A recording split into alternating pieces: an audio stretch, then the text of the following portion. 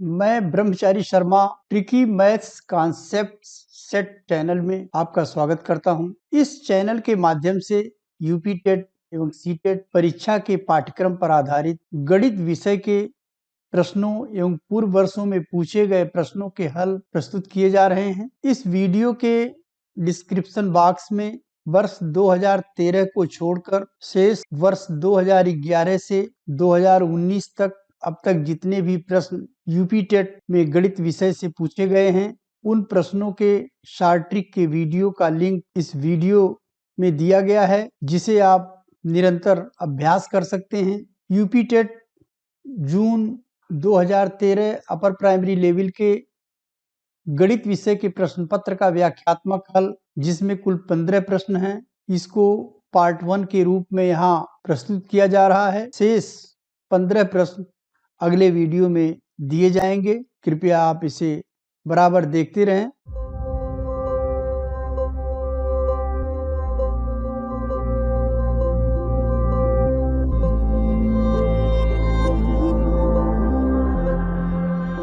पहला प्रश्न है, एक पुरुष एवं एक स्त्री एक साक्षात्कार में दो समान पदों पर नियुक्ति हेतु सम्मिलित होते हैं।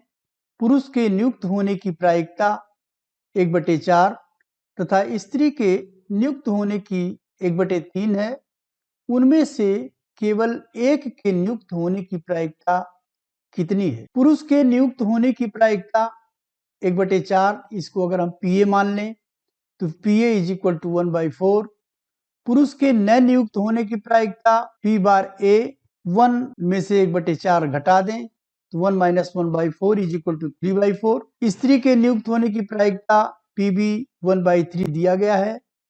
स्त्री के नियुक्त न होने की प्रायिकता PB बार = 1 - 1/3 दैट इज 2/3। अब केवल एक के नियुक्त होने की जो प्रायिकता है, ये बराबर होती है PA × PB बार प्लस PB × PA बार। इसकी वैल्यू रखने पर यहाँ पर PA 1/4 है, PB बार 2/3 है, तो गुणे 2/3 हो जाएगा, प्लस 1/3 PB और PBA बार 3/4 होगा, गुणे 3/4 2/12 प्लस 3/12 = 5/12 आएगा। इसका करेक्ट ऑप्शन होगा बी।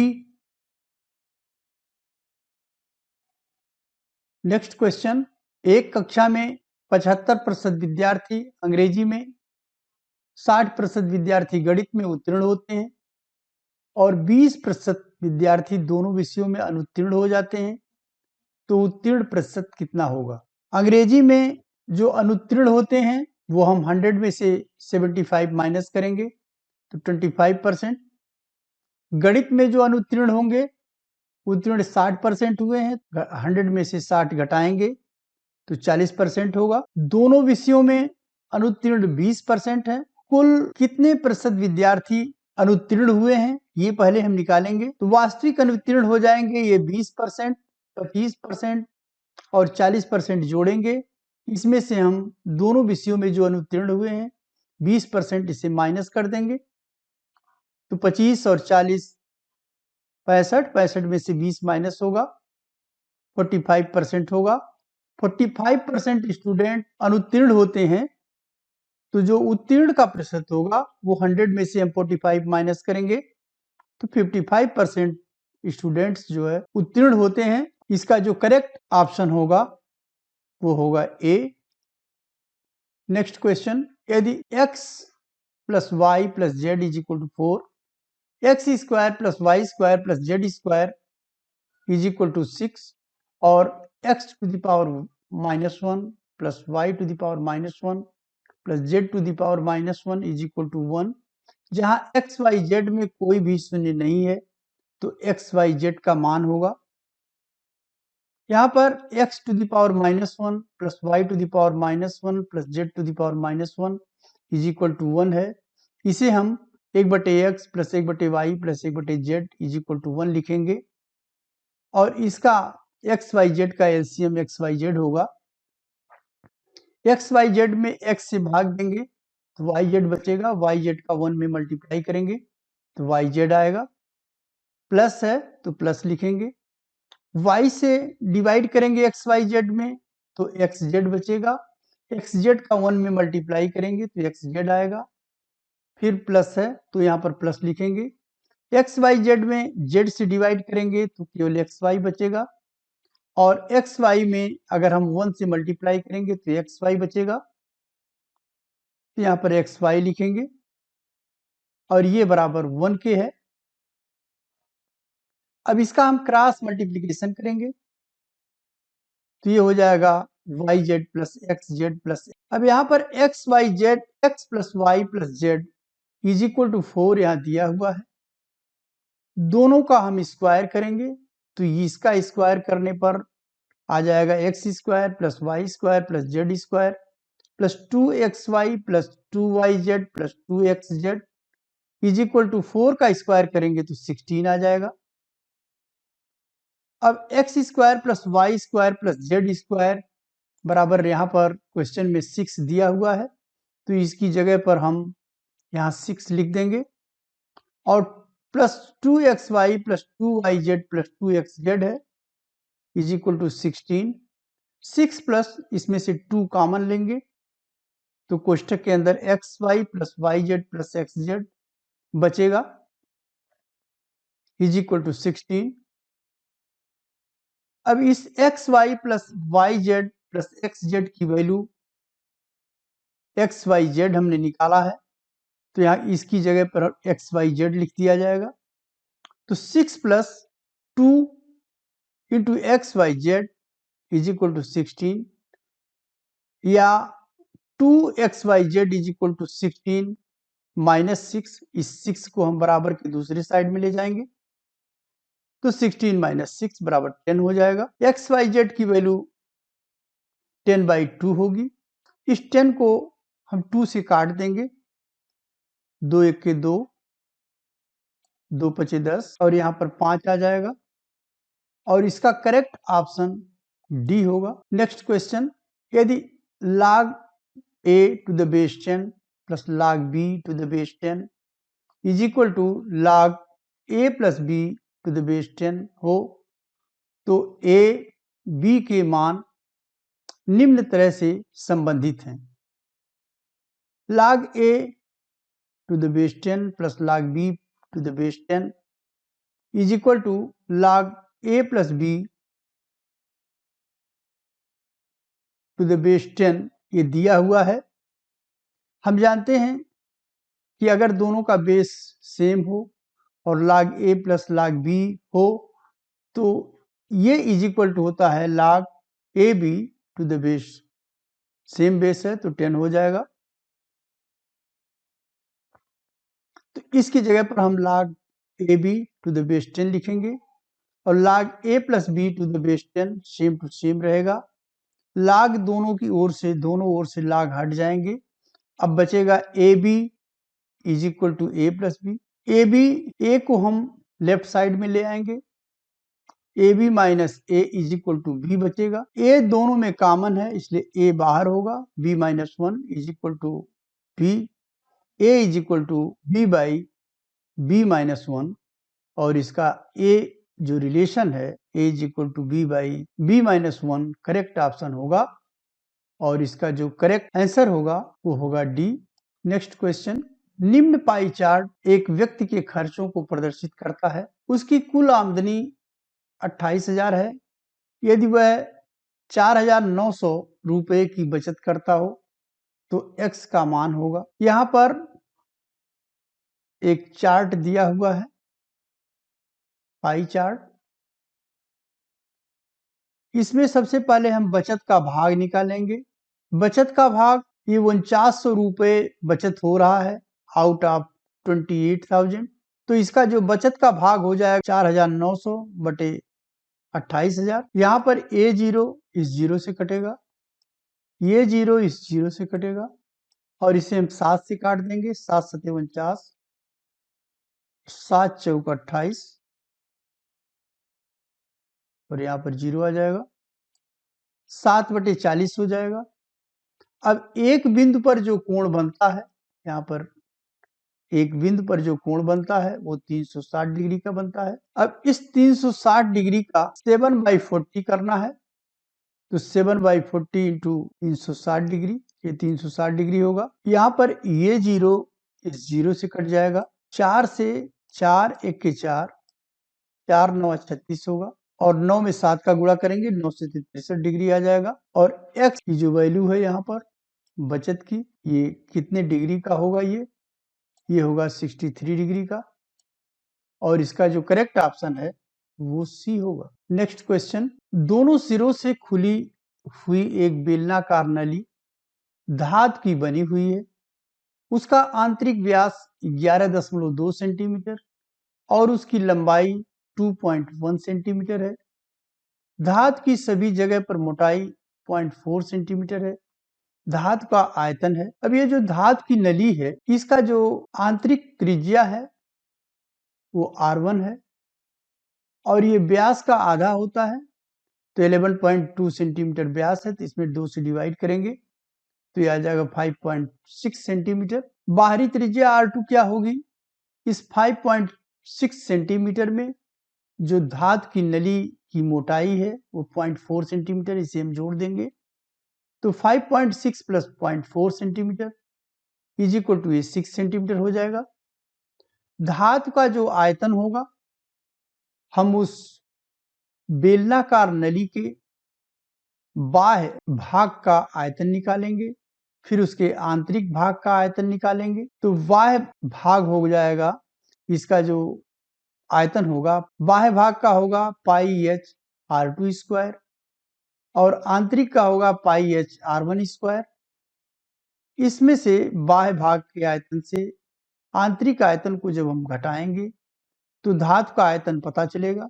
तो यहाँ पे चूंकि पाई एच दोनों कॉमन है, तो इसे हम कॉमन ले लेंगे पाई एच, और यहाँ बचेगा R2 square minus R1 square.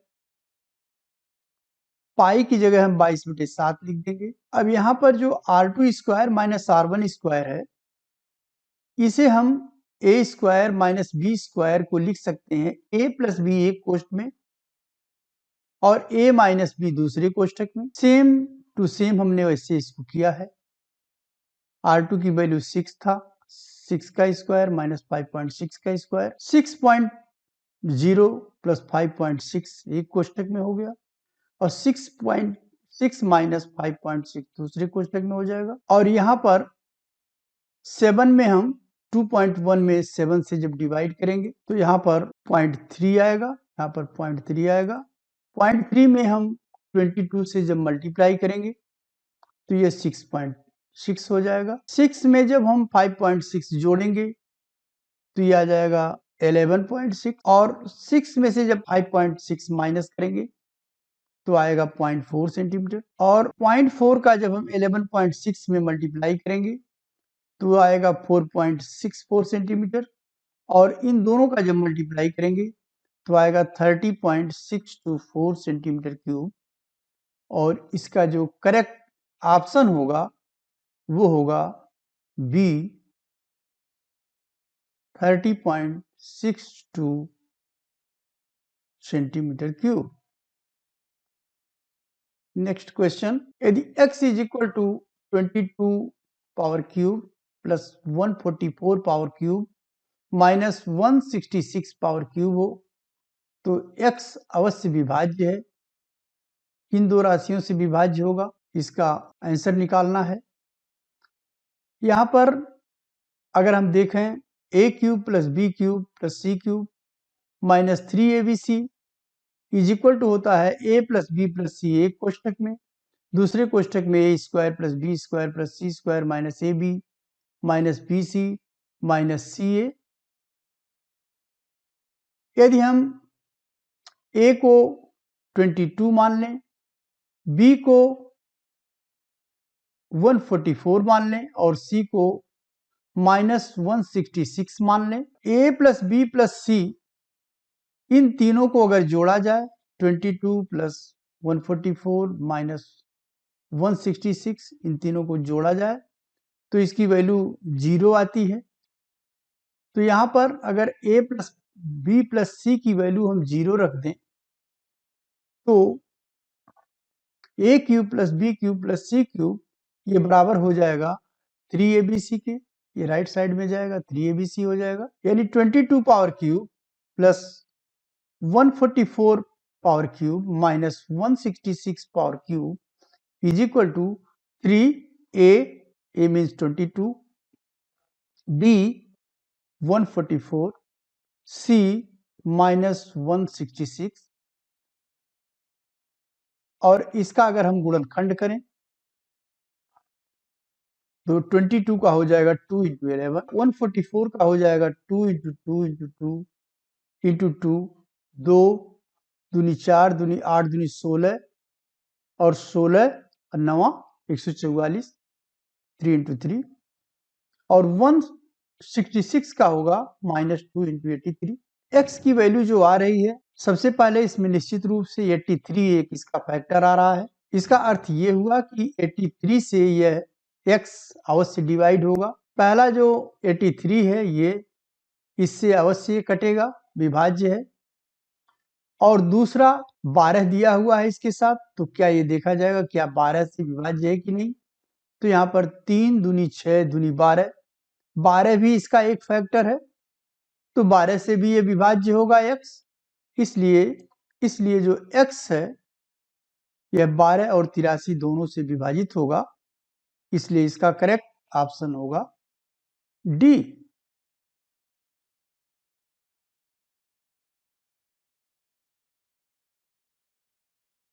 Next question, यदि x, y और z का माध्य a हो तथा x plus Y into Z का योज्य प्रतिलोम एक्स वाई हो, तो एक्स स्क्वायर वाई स्क्वायर तथा जेड स्क्वायर का माध्य है। एक्स वाई जेड का जो माध्य है वो a है। इसका अर्थ हुआ कि a is equal to X plus Y plus Z by 3, या x plus Y plus Z is equal to 3a, इसको 3a गुणा किया गया 3 का a में, cross multiplication. x plus Y into Z का जो योज्य प्रतिलोम है एक्स वाई है। इसका अर्थ ये हुआ कि ये फिगर और एक्स वाई दोनों को यदि जोड़ा जाए तो उसकी वैल्यू 0 आएगी। जैसे 4 का योज्य प्रतिलोम होगा -4, या इसी तरीके से इसका योज्य प्रतिलोम एक्स वाई है, दोनों का योग 0 के बराबर होगा, तो this plus X Y is equal to 0। Z का हम मल्टीप्लाई कर देंगे दोनों संख्याओं में, तो ये हो जाएगा X Z plus Y Z plus X Y is equal to 0। अब x plus Y plus Z is equal to 3a है, तो इसका हम स्क्वायर करेंगे, तो ये हो जाएगा लेफ्ट साइड में X square plus Y square plus Z square plus 2 in bracket X Z plus Y Z plus X Y is equal to, ये 3a का स्क्वायर करेंगे तो 9a स्क्वायर हो जाएगा।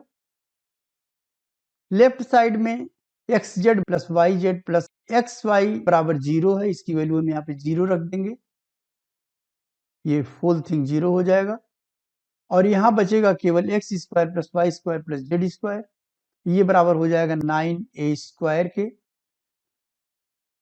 एक्स स्क्वायर वाई स्क्वायर तथा Z square का जो माध्य होगा वो होगा X square plus Y square plus Z square by 3। माध्य जो है किन्हीं संख्याओं के, ये 3 संख्याएं हैं, X square Y square Z square. इसके माध्य के लिए क्या है, तीनों संख्याओं को जोड़ा जाएगा और 3 से भाग दे दिया जाएगा। जितनी संख्याओं का माध्य निकालना होता है उन सभी संख्याओं को योग करके जितनी संख्याएं होती हैं उनकी संख्या से भाग देते हैं तो माध्य निकल जाता है। तो यहाँ पर इसका माध्य हो जाएगा X square plus Y square plus Z square by 3। X square plus Y square plus Z square की वैल्यू 9a स्क्वायर दिया हुआ है, बाई 3 हो जाएगा, ये 3 से कट जाएगा, 3 1 के 3, 3 3 का 9, 3a स्क्वायर हो जाएगा, और इसका जो करेक्ट ऑप्शन होगा वो सी होगा।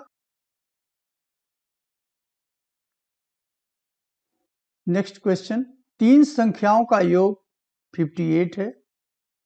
पहली संख्या का दूसरी संख्या से अनुपात 4:9 तथा दूसरी संख्या से तीसरी संख्या का अनुपात 9:16 है। पहली और तीसरी संख्या का योग है a अनुपात b दिया हुआ 4:9 के, और b अनुपात c इज इक्वल टू दिया है 9:16 के।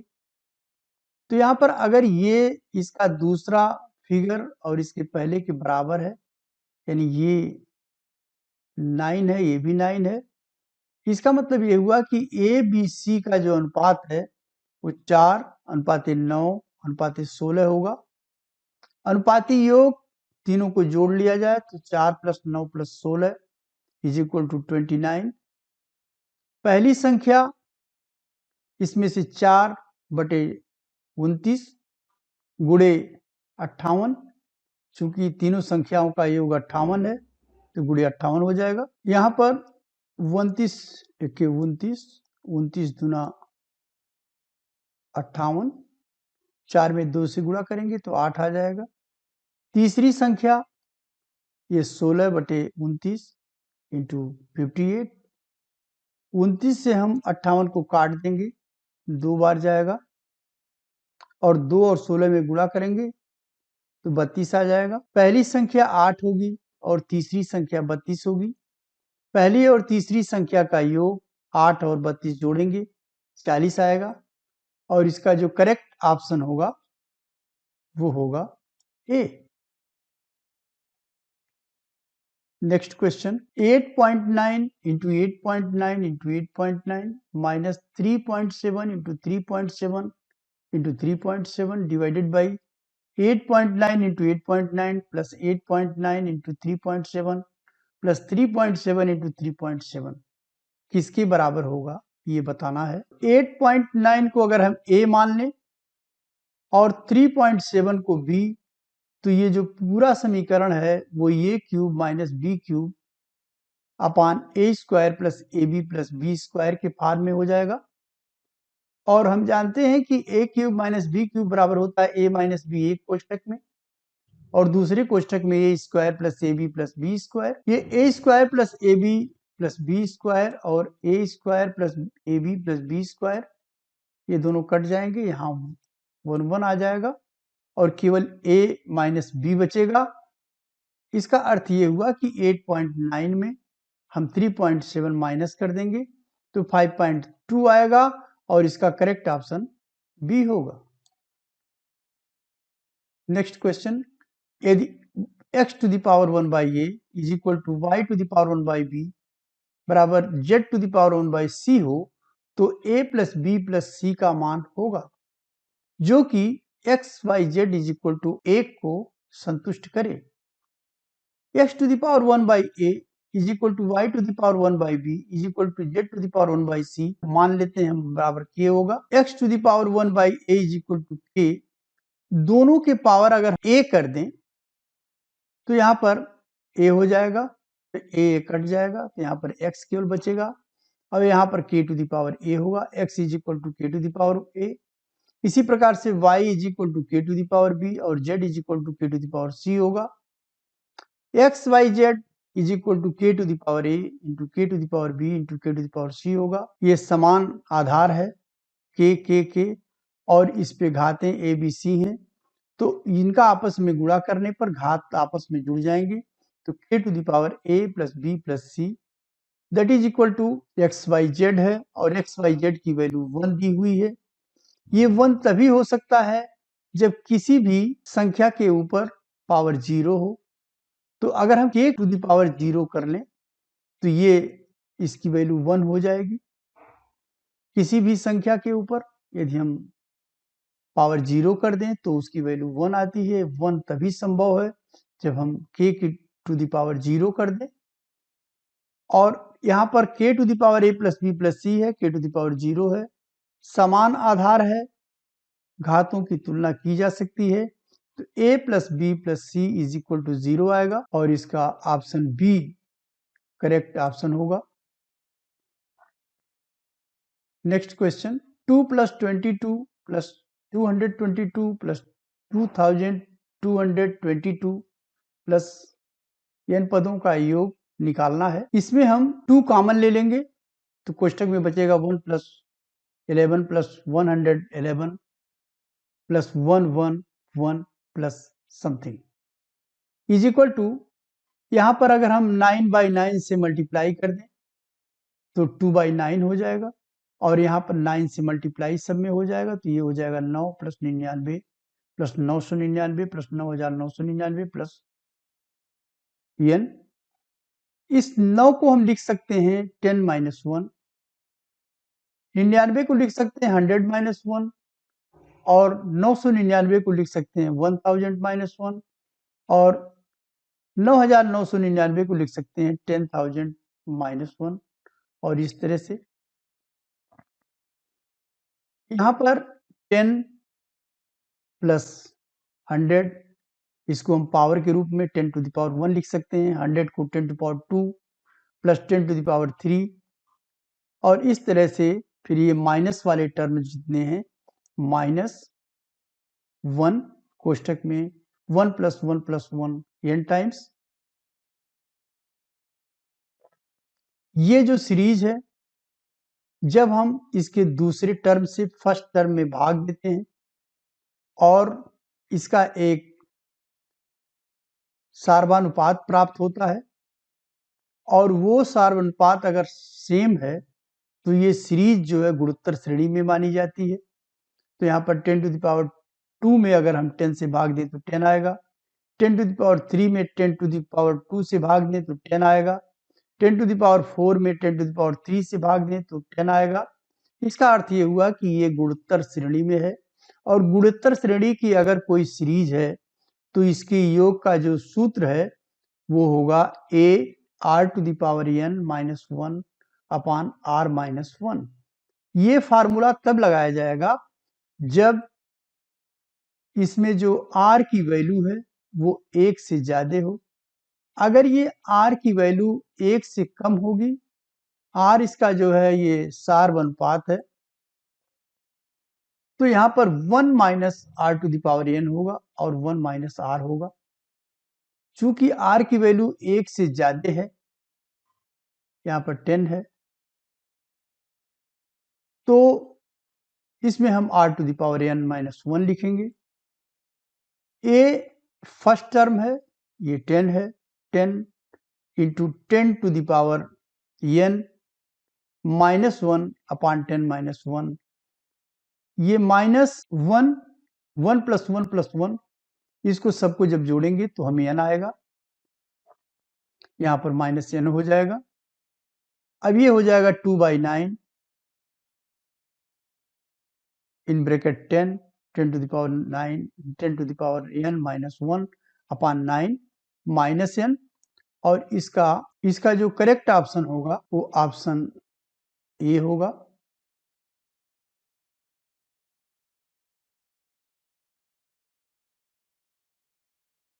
नेक्स्ट क्वेश्चन, रुपया 234 को 3 व्यक्तियों ए, बी और सी में 1/2, 1/3 और 1/4 के अनुपात में बांटा जाना था, परंतु गलती से 2:3:4 के अनुपात में बांट दिया गया। किसको सबसे अधिक और कितना लाभ हुआ? 2:3:4 के अनुपात में बांटने पर ए को 52 रुपए मिले, बी को यहाँ पर 3/9 इंटू 234, ये अनुपाती योग है, 2, 3 और 4 जोड़ेंगे 9 आ जाएगा, तो 3/9 इंटू 234, 9 से काटेंगे इसको तो ये हो जाएगा 9 दूनी 18, 18 2 20 3 23, 5 बचेगा, 54 हो जाएगा, 9 6 54, 26 हो जाएगा। तो 26 में 3 का गुणा करेंगे तो 3 6 18 और 3 दूनी 6 1 7, 78 आ जाएगा। सी को मिला धन 4/9 गुणे 234, 1 और यहाँ पे 26 आएगा। 26 में जब हम 4 का गुणा करेंगे तो 104 आ जाएगा। यहाँ पर 2/9 है,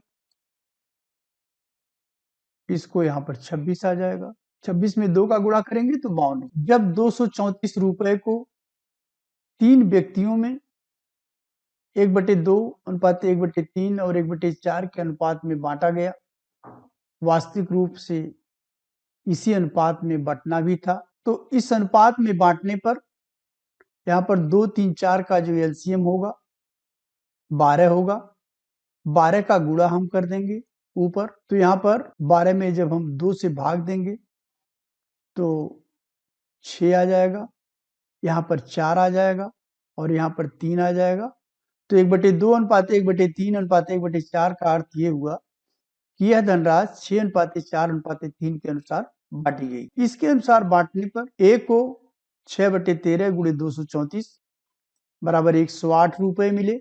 गलती से बांटने पर इसे 52 ही रुपए मिला था। अब इस 56 रुपए ज्यादा मिल गए, यानी इसको लाभ जो है 56 रुपए का हुआ। बी का जो भाग होगा ये 4/13 गुणे 234, 13 के 13, यहाँ पर 13 के 13 होगा, 10 बचेगा, यहाँ 4 हो जाएगा, 13/104, 18 हो जाएगा। 18 चौक 72 रुपए इसको मिले। गलती से बी को 78 रुपए मिल गए थे, वास्तव में अभी ने 72 ही मिले, तो इनके धनराशि में कमी 6 रुपए की हो गई, इन्हें हानि हो गया 6 रुपए का। और सी को ये 13 से काटेंगे इसमें हम, तो यहाँ पे 18 आएगा। 18 तिया 54 रुपए मिले। गलती से बांटने पर इन्हें 104 रुपया मिल गया था, लेकिन वास्तव में इन्हें 54 रुपया ही मिला। इनका जो है 100 रुपए का नुकसान इनका हो गया। यानी सबसे अधिक लाभ पूछा जा रहा है किसको हुआ, तो सबसे अधिक लाभ ए को हुआ और वो धनराशि 56 रुपए की है, इसलिए इसका जो करेक्ट ऑप्शन होगा सी। नेक्स्ट क्वेश्चन, 7 अंकों की सबसे बड़ी जो पूर्ण संख्या होती है वो 7 बार हम 9 लिखेंगे। 99,99,999 ये 7 अंकों की सबसे बड़ी संख्या है, लेकिन यह संख्या 7 अंकों की है लेकिन पूर्ण वर्ग के रूप में नहीं है। पूर्ण वर्ग के लिए इसका हम वर्गमूल निकालेंगे। वर्गमूल के लिए सबसे पहले हम 3 से इसे डिवाइड करेंगे, तो ये यहाँ पर 3 त्रिका 9, ये 3 बार जाएगा और यहाँ पे 9 आ जाएगा। यहाँ 3 में 3 हम जोड़ते हैं, 6 आ जाएगा। और फिर ये 2 अंक उतार लेते हैं, 99 उतारेंगे हम, और इसमें 61 में अब हम 60 के आगे कोई ऐसी अंक लिखेंगे जो जिसमें इसी का गुणा करने पर 99 से अधिक न होने पाए। तो अगर हम 2 से गुणा करेंगे तो ये 99 से ज्यादा हो गया, इसलिए 1 लिखेंगे और 1 का गुणा 61 में करेंगे तो 61 आएगा। फिर इसको घटाते हैं, 9 में से 1 गया 8 और 9 में से 6 गया 3, 38 आएगा। फिर यहाँ पर 1 जोड़ते हैं, ये 62 हो जाएगा। अब इसके आगे कोई संख्या लिखनी है मुझे। अब ये आ गया 3899। तो इसका तरीका ये है कि हम 2 अंक इधर छोड़ते हैं, ये हम मान लेते हैं यहाँ कोई अंक हमें लिखना है, तो ये लिखने वाला अंक होगा और ये दूसरा ये अंक होगा। तो 2 अंक छोड़ते हैं, 1-2 अंक छोड़ देते हैं और 6 से भाग देते हैं और देखते हैं कितनी बार जा सकता है। तो ये 6×36 लगभग 6 बार जाएगा।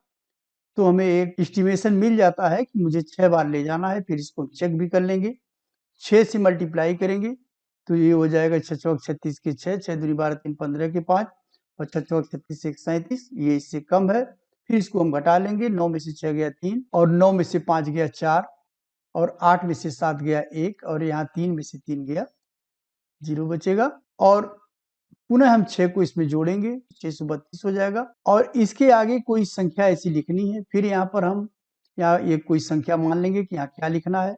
तो 1 2 3 अंक यहाँ पर हो जाएगा, तो 3 अंक हम राइट साइड से जोड़ेंगे, 1 2 3, 3 अंक छोड़ेंगे। अब 14 में 6 से भाग देना है, तो निश्चित रूप से ये पता चल जाएगा हमें 2 बार ले जाना है। तो यहाँ पर हम 2 लिखेंगे, इसको भी एस्टिमेट कर लेंगे। 2 2 जा 4 हो जाएगा, 2 2 जा 4 हो जाएगा, 2 3 जा 6 हो जाएगा और 2 6 जा 12 हो जाएगा। अब इसमें से हम माइनस करेंगे, तो 9 में से 4 गया 5 आएगा, 9 में से 4 गया 5 आ गया और यहाँ पर 13 में से 6 गया 7 बचेगा और यहाँ पर 3 में से 2 गया 1, 1755 बचेगा। अब ये संख्या ऐसी है जो इसको पूर्ण वर्ग बनने से रोक रही है। अगर इस संख्या को हम इसमें से घटा लें तो संख्या 7 अंकों की ही रहेगी और यह पूर्ण वर्ग भी होगी। तो 99,99,999 में 1755 माइनस करेंगे तो ये आ जाएगा 99,98,244 और इसका जो करेक्ट ऑप्शन होगा वो सी होगा।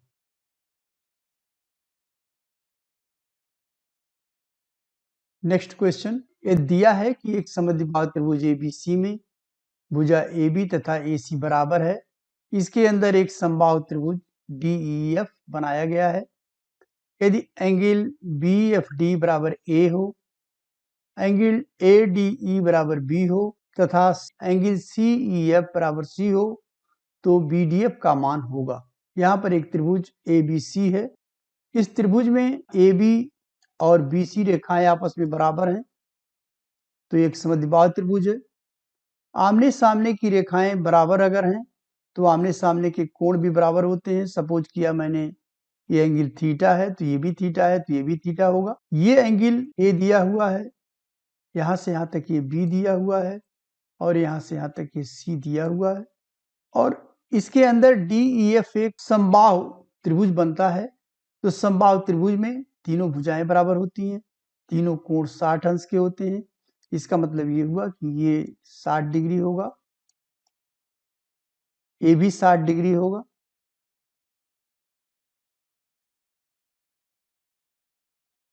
और ये भी एंगल 60 डिग्री होगा।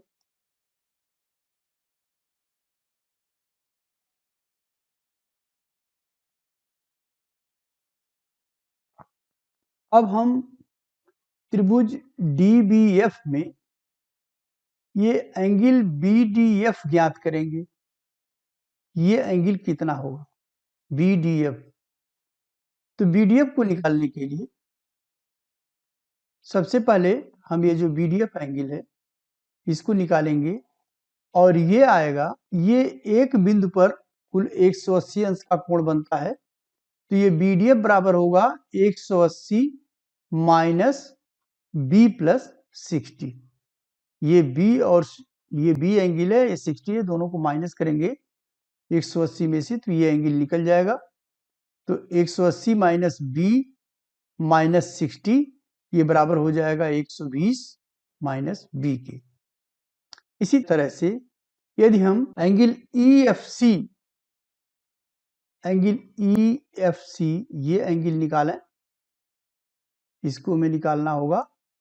तो ये एंगल चूंकि यहाँ पर एक बिंदु पर 180 अंश का कोण बनता है तो ये एंगल बराबर हो जाएगा 180 में से A और हम 60 को अगर माइनस कर दें तो ये एंगल निकल जाएगा। Angle EFC is equal to 180 degree minus A और माइनस 60 डिग्री, तो ये 120 डिग्री माइनस A डिग्री आएगा। अब हम त्रिभुज BDF लेंगे, ये BDF ये दोनों ये त्रिभुज लेंगे। इस त्रिभुज में angle theta plus A plus ये एंगल जो हम लोगों ने अभी निकाल रखा है theta plus C plus 120 degree minus A ये बराबर हो जाएगा 180 डिग्री के।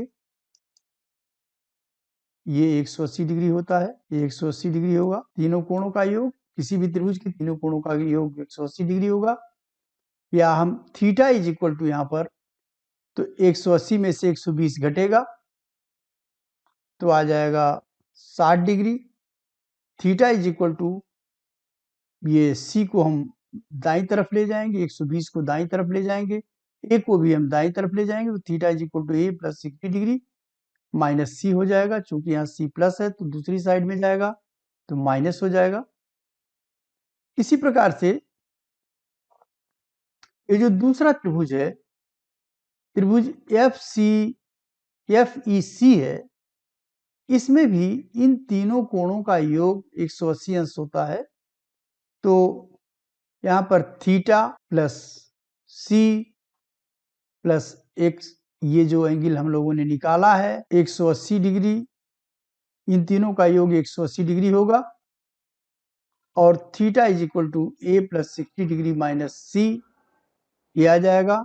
थीटा इज इक्वल टू, चूंकि थीटा की वैल्यू दो तरह से, एक थीटा की वैल्यू ये आया minus A plus 60 degree plus B और दूसरा आया A plus 60 degree minus C।